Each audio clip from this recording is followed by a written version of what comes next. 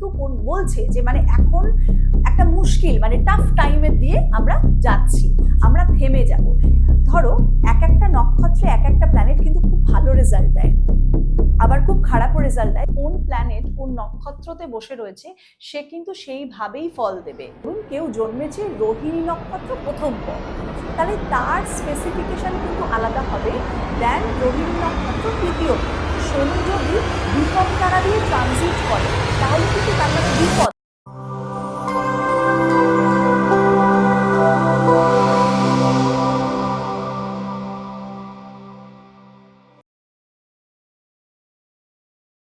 আমাদের চ্যানেলে আপনাদের প্রত্যেককে স্বাগত। Healing astro heal your life. Astrology নিয়ে আমাদের প্রচুর ইন্টারেস্ট, সবার, প্রত্যেকটি মানুষ ছোট থেকে বড় ভীষণভাবে আমরা ইন্টারেস্ট ফিল করি অ্যাস্ট্রোলজির ব্যাপারে। জ্যোতিষ শাশ্বত 5000-6000 বছর পুরনো একটি শাস্ত্র, এবং আপনারা জানেন অবশ্যই কিন্তু বেদের অঙ্গ এই জ্যোতিষ শাস্ত্র। তাই এর গুণাগুণ বা এর যে একটা আলাদা মর্যাদা আমাদের সকলের মনের মধ্যে আলাদা একটা জায়গা রেখেছে সর্বদা। আজ থেকে নয়, বহু বছর প্রাচীন এই শাস্ত্র নিয়ে এখনো কিন্তু দেশে বিদেশে সর্বত্র চর্চা চলছে। আর যার প্রোগ্রাম আপনারা রেগুলারলি দেখছেন তিনি একজন স্বনামধন্য অ্যাস্ট্রোলজার, সবাই চেনেন তাকে। আজকে আমরা নক্ষত্রের বিষয় নিয়ে তার কাছ থেকে জানব।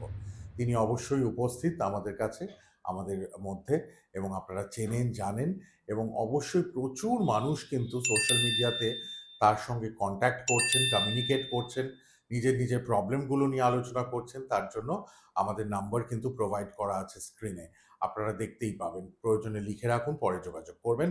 উপস্থিত রয়েছেন অ্যাস্ট্রোলজার ম্যাডাম সুপর্ণা পাল যাদব। নমস্কার ম্যাডাম। নমস্কার সবাইকে। আজকে আমরা নক্ষত্রর বিষয় জানবো, কিন্তু নক্ষত্রর জায়গাটাও কিন্তু অনেকের খুব জানার একটা আগ্রহ। একদম একদম নক্ষত্র খুব ইম্পর্টেন্ট একটা টপিক এবং জিনিস আমাদের অ্যাস্ট্রোলজিতে, যেটা প্রচুর অ্যাস্ট্রোলজাররা কিন্তু নেগলেক্ট করে। শুধু নেটাল চার্ট এনাফ নয়, কোন প্ল্যানেট কোন নক্ষত্রতে বসে রয়েছে সে কিন্তু সেইভাবেই ফল দেবে। প্ল্যানেটস অবশ্যই ফল দেবে তার নক্ষত্র হিসেবে। এবার দেখো, আমরা জানি যে আমাদের 9টা প্ল্যানেটস রয়েছে এবং 9টা প্ল্যানেটস এর মধ্যে প্রত্যেকটা প্ল্যানেটে 3টে করে নক্ষত্র রয়েছে। তাহলে 9 × 3 becomes 27। আমাদের টোটাল নক্ষত্র হচ্ছে 27টা নক্ষত্র। শুরু হচ্ছে অশ্বিনী, ভরণী, কৃতিকা, মৃগশিলা, আদ্রা, পুনর্বাসু, পুষিয়া, অশ্লেষা। এটা 9টা নক্ষত্র। নেক্সট যে 9টা নক্ষত্র সেটা হচ্ছে মগা, পূর্ব ফাল্গুনী, উত্তর ফাল্গুনী, হস্তা, চিত্রা, স্বাতি, বিশাখা, অশ্লেষা। এটা 9টা নক্ষত্র। নেক্সট যে 9টা নক্ষত্র সেটা হচ্ছে মূলা, পূর্ব শ্রদ্ধা, উত্তর শ্রদ্ধা, শতভিষা, ধনিষ্ঠা, পূর্ব ভাদ্রপদ, উত্তর ভাদ্রপদ, তারপরে আসছে আমাদের রেবতী নক্ষত্র। এই যে 27টি নক্ষত্র, এটা সিকোয়েন্স ওয়াইজ কিন্তু 27টি নক্ষত্র, মানে 1 থেকে 27 অব্দি, যেটা আমি বললাম। এইবারে প্রত্যেকটা নক্ষত্রে 4টে করে পদাজ রয়েছে। মানে ধরুন কেউ জন্মেছে রোহিণী নক্ষত্র প্রথম পদ, তাহলে তার স্পেসিফিকেশন কিন্তু আলাদা হবে দেন রোহিণী নক্ষত্র তৃতীয় পদ। আমাদের 4টে পদ, 1, 2, 3, 4, প্রত্যেকটা নক্ষত্র এক একটা পদে কিন্তু বসে থাকে। এইবারে সে রেজাল্ট দেবে কিভাবে? ধরো এক একটা নক্ষত্রে এক একটা প্ল্যানেট কিন্তু খুব ভালো রেজাল্ট দেয়, আবার খুব খারাপও রেজাল্ট দেয়। যেমন শনি স্পেশালি রোহিণী নক্ষত্রে খুব খারাপ রেজাল্ট দেয়। তার কারণ শনি যেহেতু একটা খুব স্লো প্ল্যানেট, রোহিণী নক্ষত্রটা হচ্ছে চন্দ্রের নক্ষত্র, তাহলে চন্দ্র হচ্ছে একটা ফাস্টেস্ট মুভিং প্ল্যানেট।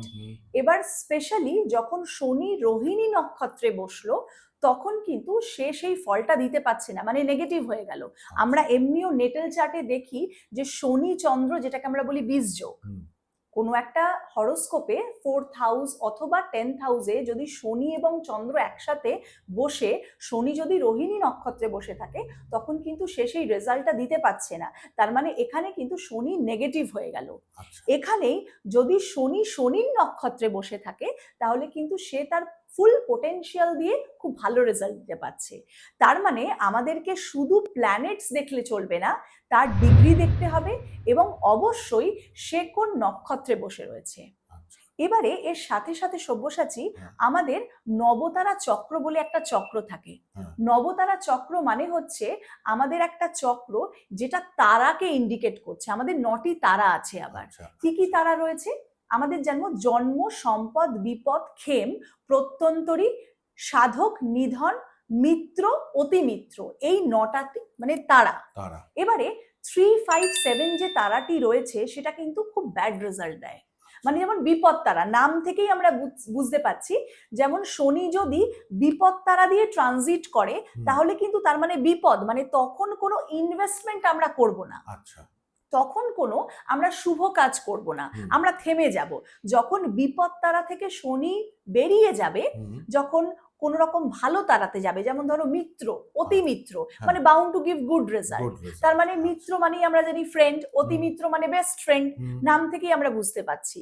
যেমন কোন রকম ভাবে বিপদ তারায় রয়েছে, সে প্রত্যন্তরী তারায় রয়েছে, বা নিধন, নিধন মানে হচ্ছে নাশ। এই যে তারাগুলি রয়েছে, যেমন সাধক তারাতে থাকলে খুব ভালো রেজাল্ট দেবে, কিন্তু নিধন তারা মানে হচ্ছে সে কিন্তু বলছে যে মানে এখন একটা মুশকিল, মানে টাফ টাইমের দিয়ে আমরা যাচ্ছি, আমরা থেমে যাব। সেই তারাটি থেকে পাস করবে শনি, তারপরে আমরা কোনো গুড ডিসিশন নেব।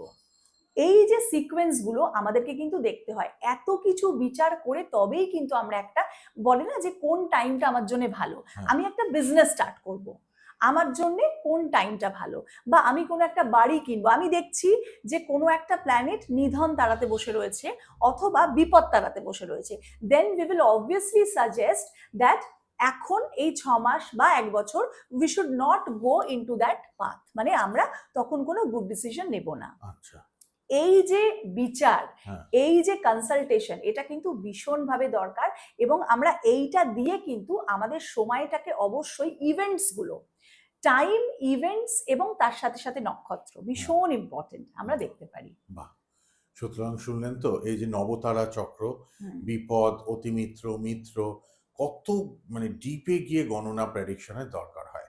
একজন এক্সপিরিয়েন্সড, একজন ওয়েল এডুকেটেড অ্যাস্ট্রোলজার কিন্তু, যেমন আমাদের পাশে ম্যাডাম সুপর্ণা পাল যাদব আছে, এরম মানুষ থাকলে আপনি যে কোনো প্রবলেম থেকে ওভারকাম করতে পারবেন সঠিক গণনা প্রেডিকশনের মাধ্যমে। আমরা আজকে নক্ষত্র নিয়ে আলোচনা করলাম। 27টি নক্ষত্র আমাদের এই রাশিচক্রে রয়েছে, এবং কোথায় কোনটি সব কিছু কিন্তু স্বল্প সময়ের মধ্যে জানিয়ে দিলেন ম্যাডাম আমাদের। এবং আপনারা অবশ্যই আমাদের ফলো করুন, আমাদের চ্যানেল, আপনাদের ভীষণ প্রিয় channel healing astro Helio life আমাদের চ্যানেল। আপনারা সাবস্ক্রাইব করুন, ফলো করুন ফেসবুক পেজে, ইউটিউবে। আর আপনাদের যদি কোনো সমস্যা থাকে, আমি বলবো একটু কন্ট্যাক্ট করুন ম্যাডামের সাথে প্রপার অ্যাস্ট্রোলজিক্যাল কনসালটেশন গাইডেন্সের জন্য। আজ এটুকুই, আবার দেখা হচ্ছে পরের এপিসোডে। ধারাবাহিকভাবে আমাদের এপিসোডগুলো আপনারা ফলো করুন, আশা করি খুব ভালো লাগবে। জ্যোতিষ সম্বন্ধীয় জ্ঞান আপনারা